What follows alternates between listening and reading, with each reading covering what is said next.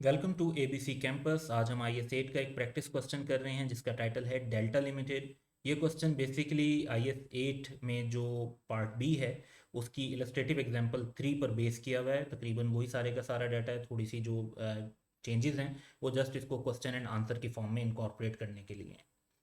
तो क्वेश्चन ये है कि during 2012 delta company changed its accounting policy for depreciating property, plant and equipment so as to apply much more fully a components approach while at the same time adopting the revaluation model।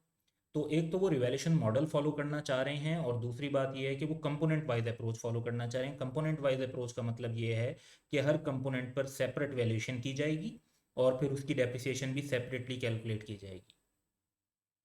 तो पहले वो शायद component wise approach follow नहीं कर रहे थे और overall asset को as a one single asset depreciate कर रहे थे, तो अब कंपोनेंट वाइज डेप्रिशिएट करेंगे और रिवैल्यूएशन भी मॉडल भी अप्लाई कर रहे हैं। In the year before 2012, Delta's assets record were not sufficiently detailed to apply a components approach fully। अब जो हमारे प्रीवियस रिकॉर्ड्स हैं वो इतने डिटेल्ड नहीं हैं कि हम प्रीवियस रिकॉर्ड्स पर कंपोनेंट अप्रोच फुली अप्लाई कर सकें। तो बेसिकली आप जब पॉलिसी चेंज कर रहे हैं तो आपको रिट्रोस्पेक्टिव एप्लीकेशन करनी होती है, लेकिन हमें ये ना यहाँ नज़र आ रहा है कि हमारे पास इनफ डाटा नहीं है रिट्रोस्पेक्टिव एप्लीकेशन करने के लिए। At the end of 2011, management commissioned an engineering survey which provided information on the components held and their fair value,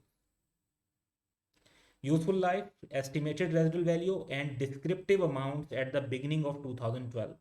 तो आपने जो एक इंजीनियरिंग सर्वे कमीशन किया उसमें आपको सारी डिटेल्स मिल गई कि कंपोनेंट वाइज जो है फेयर वैल्यू क्या है, यूजफुल लाइफ क्या है, रेजिडुअल वैल्यू क्या है, और बिगनिंग ऑफ 2012 पर ये डाटा अवेलेबल हो गया जो करंट ईयर है। However, the survey did not provide a sufficient basis for reliably estimating the cost of those components that had not previously been accounted for separately। तो जो पहले से आइटम थे आपके पास उनकी डिटेल आपको नहीं मिली। And the existing records before the survey did not permit this information to be reconstructed। यानी इम्प्रैक्टिकेबल है, after making every reasonable effort to do so आप ये नहीं कर पाते कि आप प्रीवियस रिकॉर्ड को जो है कंपोनेंट वाइज आइडेंटिफाई कर सकें। Delta's management considered how to account for each of the two aspects of the accounting change। अब दो aspect हैं, एक कंपोनेंट वाइज जो है अकाउंटिंग की जाएगी, दूसरा रिवैल्यूएशन मॉडल है। They determined that it was not practicable to account for the change to a fuller components approach retrospectively। तो मैनेजमेंट ने सारे जो सिचुएशन है उसको देखते हुए आइडेंटिफाई कर लिया कि रिट्रोस्पेक्टिव एप्लीकेशन तो पॉसिबल नहीं है। और to account for that change prospectively from an earlier date than the start of 2012, यानी करंट टाइम से ही कर सकते हैं, इससे पीछे से नहीं कर सकते। Although the change from a cost model to revaluation model is required to be accounted for prospectively.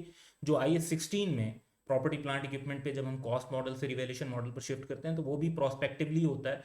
तो दोनों चीज़ें जो हैं, जो कंपोनेंट वाइज अप्रोच है वो तो इम्प्रैक्टिकेबल होने की वजह से हम रिट्रोस्पेक्टिव नहीं कर सकते, उसे प्रोस्पेक्टिवली करना होगा। और रिवैल्यूएशन मॉडल तो रिक्वायरमेंट ही प्रोस्पेक्टिवली करने की। Therefore, management concluded that it should apply Delta's new policy prospectively। So basically ये क्वेश्चन इस बात पर फोकस करता है कि जब हम रिट्रोस्पेक्टिव एप्लीकेशन नहीं कर सकते किसी पॉलिसी के चेंज पर, तो हम उसकी प्रोस्पेक्टिव एप्लीकेशन कैसे करते हैं। From the start of 2012 information जो हमारे पास है उसमें tax rate 30%, property plant and equipment end of 2011 यानी लास्ट ईयर में वो शो हो रहा था 25,000 की cost, accumulated depreciation 14,000, net book value 11,000 यानी carrying amount. Prospective depreciation expense for 2012 old basis पर। तो अब तो न्यू पॉलिसी आ गई है तो 2012 में तो हम अप्लाई कर सकते हैं न्यू पॉलिसी, तो उसको फॉलो करेंगे। सम रिजल्ट्स ऑफ इंजीनियरिंग सर्वे में हमारे पास ये है कि वैल्यूएशन 17,000 है, एस्टिमेटेड रेजिडुअल वैल्यू 3,000 है और average remaining asset life years में 7 ईयर्स है।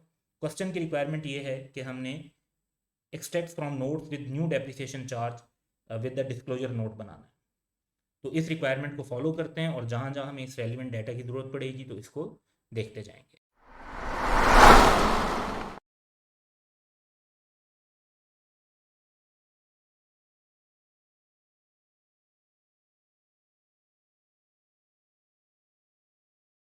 तो सबसे पहले आंसर की जनरल रिक्वायरमेंट फॉलो करते हैं। एंटिटी का नाम है delta limited. Statement of comprehensive income में जो हम एक्सट्रैक्ट बना रहे होंगे फॉर द ईयर एंडेड 31 दिसंबर 2012, उसमें हमें सिर्फ एक आइटम शो करना है, दैट इज डेप्रिसिएशन एक्सपेंस। तो डेप्रिसिएशन एक्सपेंस को अगर हम कैलकुलेट करते हैं तो रिवाइज वैल्यू 17,000 है, 3,000 माइनस कर देंगे तो हमारे पास डेप्रिशिएबल अमाउंट आ जाएगी। उसको ओवर 7 ईयर्स जो है हम अगर कैलकुलेट करते हैं तो हमारे पास 2,000 की डेप्रिसिएशन आ जाती है। तो 2,000 की डेप्रिसिएशन रिकॉर्ड होगी। Notes to the financial statement के एक्सट्रैक्ट भी बना लेते हैं। जो डिस्क्लोजर रिक्वायरमेंट है चेंज इन पॉलिसी की, तो वो दो डिफरेंट हैं। अगर आपका चेंज रिक्वायर्ड हो बाय IFRS तो उसकी डिफरेंट रिक्वायरमेंट है, और अगर आप वॉलंटरी चेंज कर रहे हो ताकि मोर relevant and reliable information develop हो तो उसकी रिक्वायरमेंट डिफरेंट है। यहाँ पर जो चेंज है वो IFRS की रिक्वायरमेंट के मुताबिक नहीं हो रहा, यहाँ पर जो चेंज है वो वॉलंटरी चेंज है, क्योंकि एंटिटी खुद कंपोनेंट वाइज अप्रोच की तरफ जा रही है, जो कि ऑब्वियसली यूजर्स को ज़्यादा डिटेल डाटा प्रोवाइड करेगा। तो उसमें जो हमें रिक्वायरमेंट्स होती हैं, तो basically there are 5 points mention, तो उनको वन बाय वन हम देखते हैं। सबसे पहले हमने बताना होता है कि नेचर ऑफ चेंज क्या है, यानी जो अकाउंटिंग पॉलिसी चेंज हो रही है उसकी नेचर क्या है।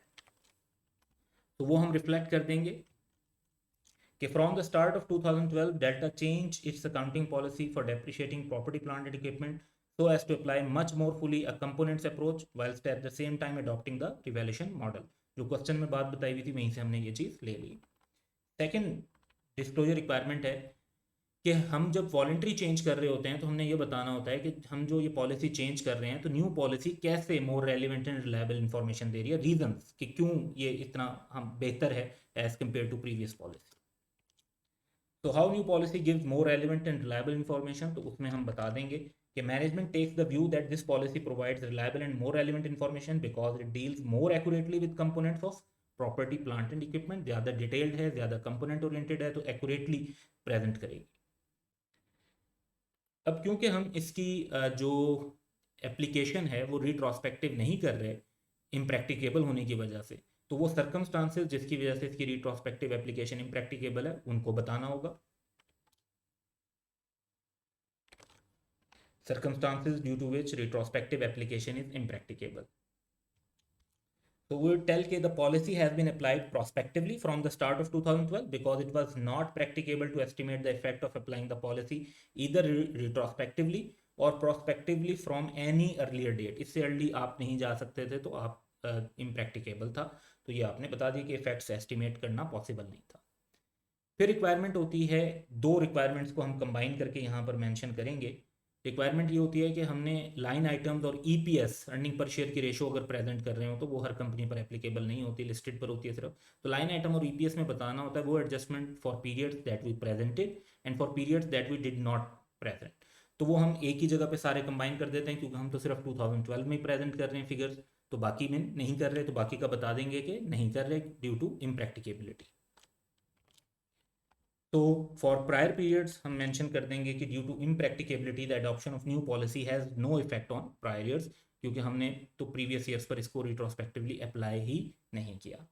जहाँ तक बात है करंट ईयर की, तो उसमें हम इसको रिफ्लेक्ट कर देते हैं।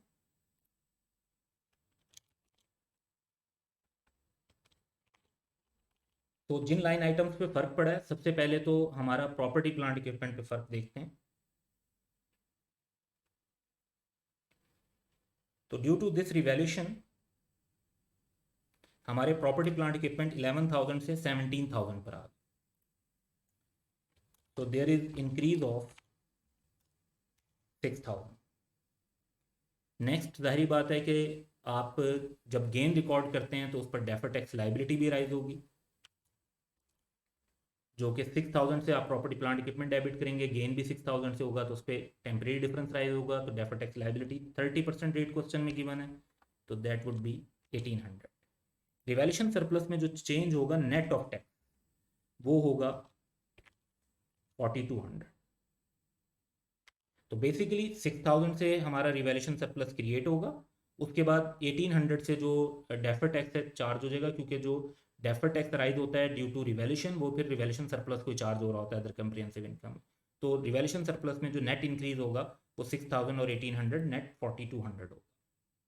फिर हम देखते हैं कि हमारा डेप्रिसिएशन एक्सपेंस भी इंक्रीज हो गया। तो हमने डेप्रिसिएशन एक्सपेंस कैलकुलेट किया 2000, लेकिन ओल्ड बेसिस पर अगर इसे कैलकुलेट किया जाता तो ये 1500 होता।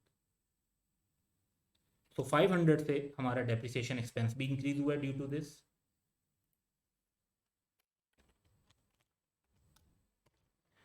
और डेप्रिसिएशन एक्सपेंस की वजह से हमारे कुछ टेम्परेरी डिफरेंस जो हैं वो रिवर्स होंगे, तो हमारा टैक्स एक्सपेंस डिक्रीज होगा।